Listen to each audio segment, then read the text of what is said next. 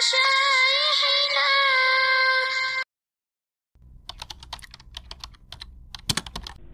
Tabarakalladzi biyadihil mulku wa huwa ala kulli syai'in qadir.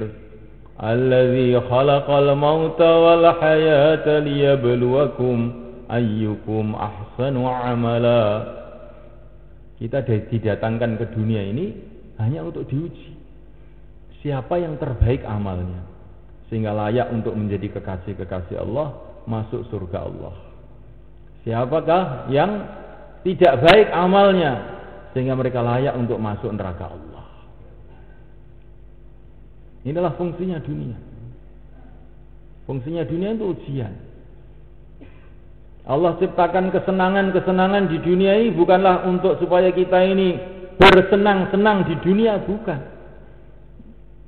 Tetapi semulaikan kata para ulama, Allah ciptakan kesenangan-kesenangan di dunia ini supaya kita ini ada semangat untuk mencari kesenangan yang kekal abadi, yang selama-lamanya di akhirat. Kalau kita lagi makan, lagi lahap, enak, lauknya sate, gulai, cocok, masih anget, apa yang kita pikirkan mereka?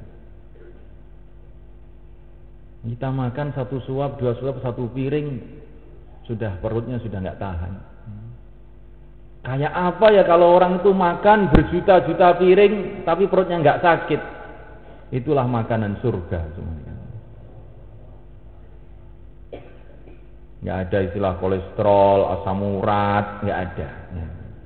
Makan selahap-lahapnya, sebanyak-banyaknya, tambah makan, tambah nikmat. Itulah di surga Allah SWT.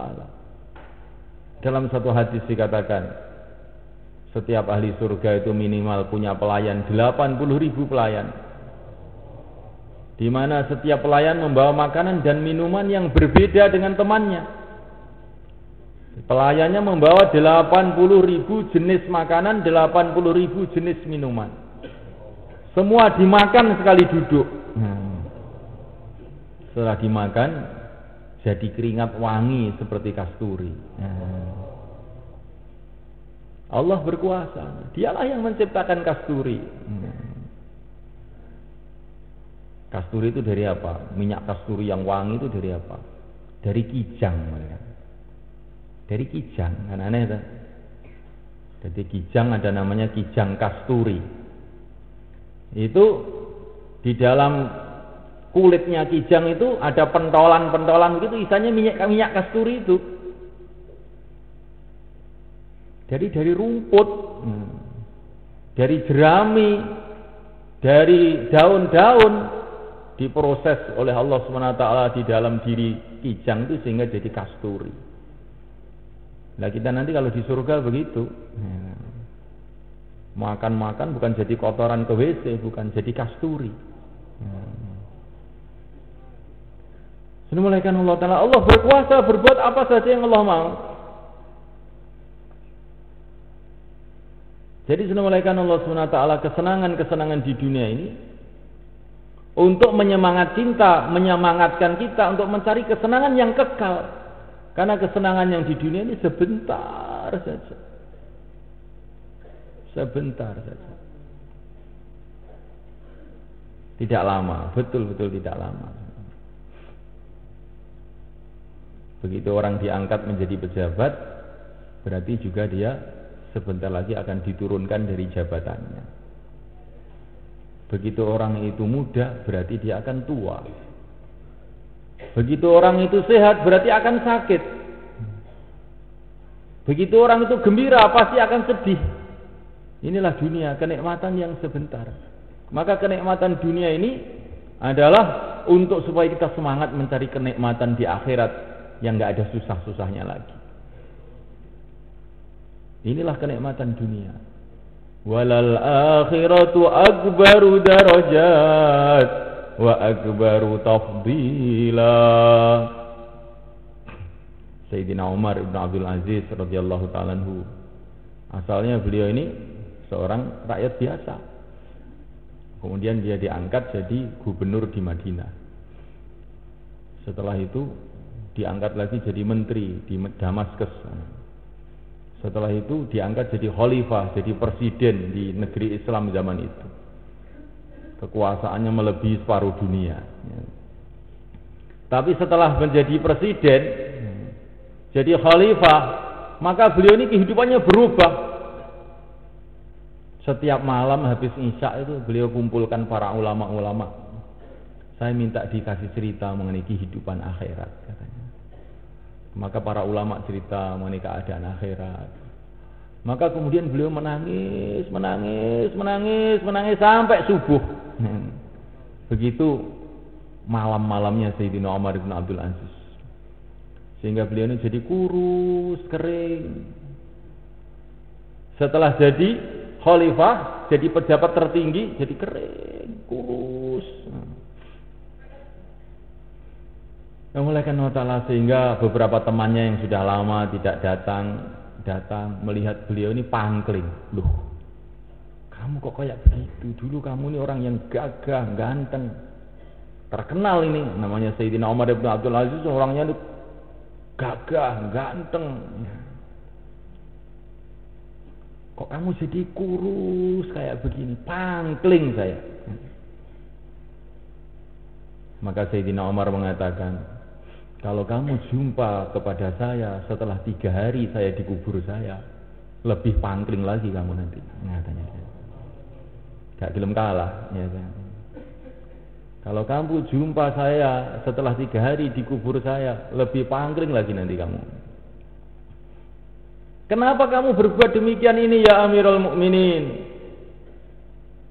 Dunia segala isinya ada di telapak kaki kamu. Kok kamu ini sampai jadi kurus kayak seperti ini, kering seperti ini. Pakaian kamu pun pakaian yang paling murah di negeri ini. Ada apa yang kamu buat itu? Apa yang kamu buat? Apa yang telah terjadi? Maka Sayyidina Umar bin Abdul Aziz radhiyallahu ta'ala mengatakan, saya ini orangnya ini enggak pernah puas, katanya. Dulu saya jadi rakyat, ingin jadi gubernur, jadi enggak puas saya. Jadi menteri, enggak puas lagi. Akhirnya jadi khalifah, ini jabatan tertinggi di dunia.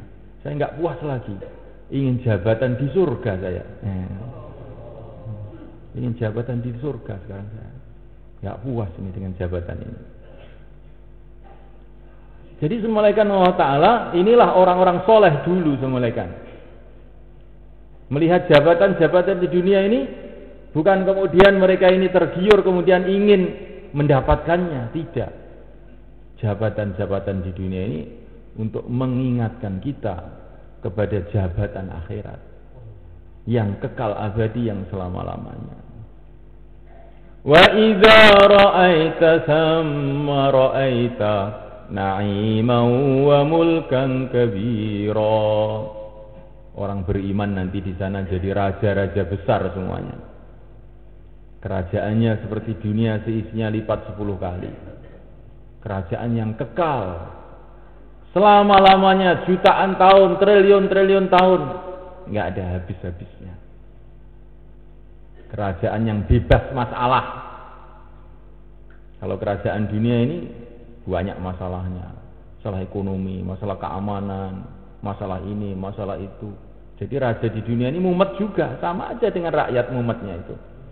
Bahkan kadang-kadang lebih mumet lagi. Nah, malaikat Allah Subhanahu Wa Taala. Begitu juga malaikat kesusahan-kesusahan di dunia ini, Allah jadikan untuk apa? Supaya kita ini ada semangat untuk menjauhkan diri dari kesusahan yang kekal abadi, yang selama-lamanya. Kalau susah sebentar aja kita ini sudah nggak kuat, kok beraninya mau susah selama-lamanya? Jadi senamaikan Allah Subhanahu Wa Taala. Maka seorang wali Allah namanya Rob'ah al-Adawiyah mengajak teman-temannya itu untuk pergi ke tempat bakar sate. Bukan untuk beli sate, untuk mengambil pelajaran. Kemudian saya melihat orang bakar sate tadi nangis. Ditanya oleh santri-santrinya, loh kenapa nangis? Kalau kambing disate ini sudah mati. Kita nanti kalau maksiat di akhirat itu disate itu masih hidup. Nah, bagaimana keadaan kita nanti waktu itu? Nah. Jadi Bismillahirrahmanirrahim Allah Ta'ala namanya orang iman tuh loh, melihat sate teringat akhirat. Nah. Ini namanya orang berpikir Bismillahirrahmanirrahim. Orang berpikir. Dunia ini perjalanan menuju akhirat. Maka apa saja yang ada di dunia ini semestinya harus mengingatkan kita kepada negeri akhirat. Nah, bagaimana supaya kita selamat ini semulaikan di akhirat nanti? Dan kita bisa selamat dalam kehidupan kita di dunia ini. Maka semulaikan syarat pertama adalah kita ini mesti meluruskan keyakinan kita kepada Allah Subhanahu wa taala. Maka yang mulia baginda Muhammad alaihi salatu wassalam yang diutus oleh Allah untuk membimbing manusia kepada jalan kebahagiaan, jalan keselamatan. Maka apa yang beliau katakan? Beliau datang ke setiap orang, datang ke setiap rumah. Ayuhan nas qulu la ilaha illallah tuflihu. Hai manusia, ucapkanlah la ilaha illallah, hambakan diri kamu kepada Allah, tuflihu, maka kamu akan sukses, akan bahagia. Tidak ada jalan kebahagiaan, tidak ada jalan keselamatan bagi manusia kecuali hanya satu jalan saja, bila dia punya hubungan baik dengan Tuhannya, dengan Allah Subhanahu wa taala, dengan berikrar dengan mulutnya, meyakini dengan hatinya, memahami dengan otaknya bahwasanya tidak ada yang berhak disembah selain Allah. La ilaha illallah. Disembah itu bagaimana? Diagungkan dengan sebenar-benarnya, ditakuti dengan sebenar-benarnya, dicintai dengan sebenar-benarnya, ditunduki dengan sebenar-benarnya. Yang berhak demikian hanyalah Allah Subhanahu wa ta'ala. Karena seluruh kebaikan hanya datang dari Allah. Seluruh kesusahan pun datangnya dari Allah. Maka yang pantas kita harap, yang pantas kita takuti hanyalah Allah. Yang kelihatannya dari makhluk, kelihatannya itu sebetulnya dari Allah juga. Karena semua makhluk ini ya makhluk Allah, nggak akan ada tanpa Allah, nggak akan hidup tanpa Allah, nggak akan bergerak tanpa Allah. Maka yang ditakuti tidaklah makhluk, tapi Khaliqnya, penciptanya. La ilaha illallah. Ini syarat pertama orang bisa bahagia. Kalau orang kok merasa akan bisa bahagia, akan bisa selamat tanpa hubungan baik dengan Allah, maka ini orang yang bodoh. Orang yang merasa akan bisa bahagia, bisa selamat dengan dunia ini tanpa hubungan baik dengan pencipta dunia ini, maka dia ini adalah orang yang sangat bodoh. Orang yang merasa akan bisa bahagia, bisa selamat dengan kekuasaan tanpa ada hubungan baik dengan yang maha kuasa, maka dia ini orang yang keliru. Orang yang merasa akan bisa bahagia dengan istrinya, anaknya, dengan lupa kepada yang menciptakan anaknya, menciptakan istrinya, maka ini adalah orang yang bodoh. Orang yang merasa akan bisa bahagia, bisa selamat dengan rakyatnya, tanpa hubungan baik dengan yang menciptakan rakyat itu semua, maka ini orang yang bodoh. Orang yang punya keyakinan bahwa dia akan bisa sukses dengan ekonominya, dia bisa sukses dengan teknologinya tanpa hubungan dengan Allah Subhanahu wa ta'ala yang menciptakan otak manusia, yang membuat teknologi-teknologi itu, betul-betul orang tolol. Inilah makna la ilaha illallah. Tanpa Allah nggak akan ada yang bisa sukses. Tanpa hubungan baik dengan Allah, tunduk kepada Allah, menyembah Allah, pasti satu saat akan kecewa, akan celaka. Kalaupun tampaknya awal-awalnya sepertinya mau bahagia, itu cuma sepertinya saja. Itu seperti bahagianya seekor tikus yang masuk di istana. Maka seekor tikus itu masuk di istana, duduk di kursi raja, makan makanannya raja. Jingkrak-jingkrak perasaannya dia jadi raja. Tiba-tiba pagi petugas kebersihan datang. Maka ada tikus di situ, langsung ditangkap, dicincang, dibuang ke tong sampah untuk makanan kucing. Begitulah nasib orang-orang tidak beriman di dunia ini, malaikat. Perasaannya jadi raja, perasaannya sudah menguasai dunia, berjingkrak-jingkrak seperti jingkrakan seekor tikus. Datang nanti bagian kebersihan, yaitu namanya malaikat Israel. Langsung diambil, dilemparkan ke neraka untuk makanan anjing-anjing neraka. Jadi sudah malaikat Allah Subhanahu wa taala, jangan tertipu dengan kemewahan orang-orang kafir. Wala yaghurrannaka taqallubul ladzina kafaru fil bilad mata'un qalil tsumma ma'wahum jahannam wa bi'sal mihad. Jangan kamu tertipu dengan kemewahan, kemegahan orang-orang kafir di dunia ini. Kesenangan sebentar, kemudian akhirnya ke neraka, sebuluk-buluknya tempat. Jadi orang itu kalau melihat, lihat akhirnya, jangan lihat awalnya. Kalau orang itu melihat awalnya, maka keliru. Lihat awalnya, lihat akhirnya, baru tidak keliru. Kalau kita melihat apa-apa, lihat awalnya, lihat akhirnya, tidak tertipu. Kalau lihat awalnya tok, atau lihat yang sekarang tok, tertipu. Kalau kita melihat seorang raja yang hebat, yang kaya, yang sehat, lihat awalnya. Apa itu awalnya dulu raja ini? Seorang bayi. Bayi dari mana? Dari setetes air mani. Setetes air mani dari mana? Dari makanan-makanan, ketela, jagung, tempe, wortel. Wortel kok jadi raja. Maha suci Allah. Tempe kok bisa jadi raja. Kekuasaan Allah Subhanahu wa taala. Tapi kalau kita tidak melihat awalnya, maka gara-gara raja kita lupa dengan Allah Subhanahu wa taala. Kalau lihat awalnya, lihat akhirnya. Apa akhirnya? Akhirnya juga mati jadi tanah. Maka Subhanahu wa taala, apa saja kita lihat awalnya, lihat akhirnya, maka kita akan ingat kepada Allah Subhanahu wa taala. Tidak tergiur dengan kehidupan dunia ini. Hati ini malaikat Allah Ta'ala, ini pertama kali syarat kebahagiaan orang itu harus lurus keyakinannya kepada Allah. Harus ada prinsip, kalau Allah membantu saya, ridho dengan saya, beres dunia akhirat. Ini baru pikiran lurus.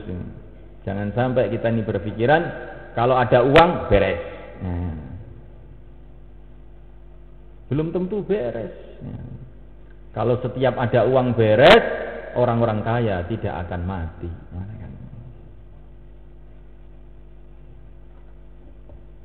Kalau teknologi maju beres, seumpama teknologi bisa menyelamatkan orang, membereskan orang, orang Amerika, orang Jepang tidak ada yang mati. Nyatanya podo wae mati.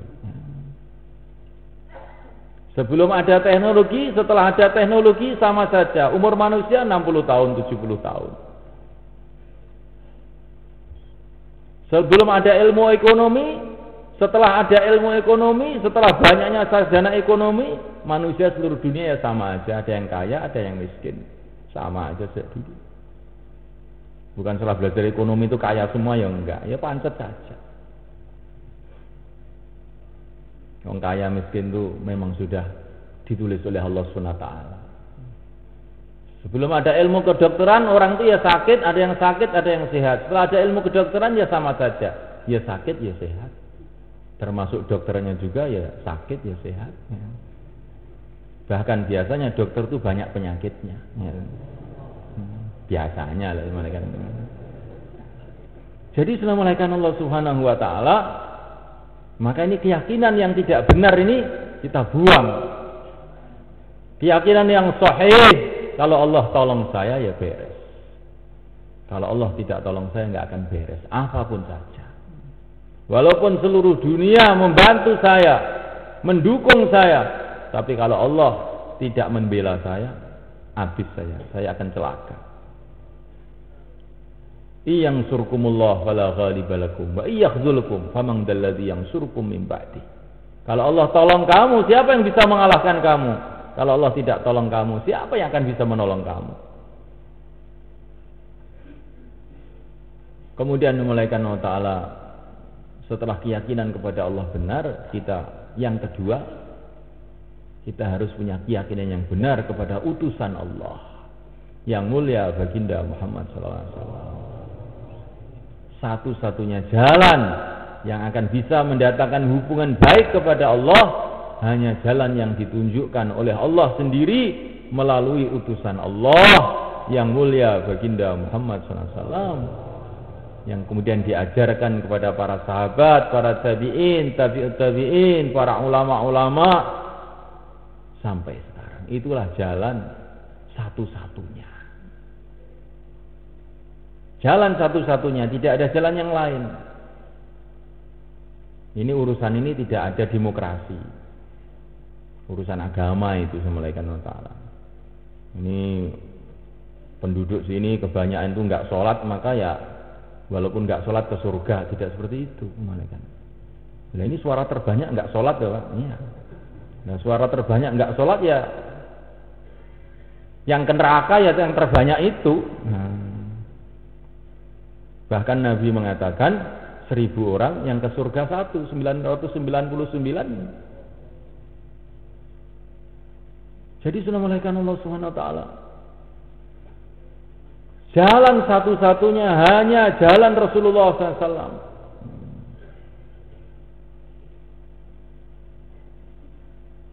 Inna dina indallahil Islam. Agama yang hak hanyalah Islam. Nah, melainkan Allah Subhanahu wa Ta'ala, ini keyakinan harus tertanam dalam hati. Inilah ajaran Nabi dari Allah Subhanahu wa Ta'ala. Tidak ada jalan menuju ridha Allah selain melalui Islam. Tidak ada jalan menuju ridha Allah selain melalui yang mulia baginda Muhammad sallallahu alaihi wasallam. Karena ini utusan Allah, utusan resmi dari Allah Subhanahu wa Ta'ala, yang datang dengan membawa mukjizat-mukjizat, yang datang dengan membawa mukjizat, menjawab bukti bahwa beliau ini benar. Mulai pucuk kuku beliau sampai pucuk rambut penuh dengan mukjizat-mukjizat, penuh dengan keajaiban-keajaiban yang menunjukkan beliau ini memang utusan Allah, bukan beliau datang dengan kosong, bukan, dengan bukti. Mukjizatnya banyak sekali. Al-Imam Baihaqi mengarang kitab namanya Dalailun Nubuwah 10 jilid. Semua cerita mengenai mukjizat-mukjizat Nabi, keistimewaan Nabi, kehebatan Nabi. Yang kalau kita baca pasti akan timbul satu kesimpulan, memang ini utusan Allah. Jadi enggak diterima sowan kepada Allah, menghadap kepada Allah selain melalui Nabi, enggak diterima. Kayak kita ini bayar pajak di Indonesia ini, kok bukan lewat kantor pajak, ya enggak diterima. Walaupun kita sudah membayar banyak, enggak lewat kantor pajak, nanti ditagih lagi. Loh, saya sudah bayar loh Pak. Bayar loh, enggak lewat jalur resmi, ya enggak dihitung bayar. Begitu juga semulaikan amal ini. Kalau amal ini tidak melalui jalur resmi Rasulullah SAW, walaupun kita amal jungkir balik kayak apa, enggak diterima oleh Allah.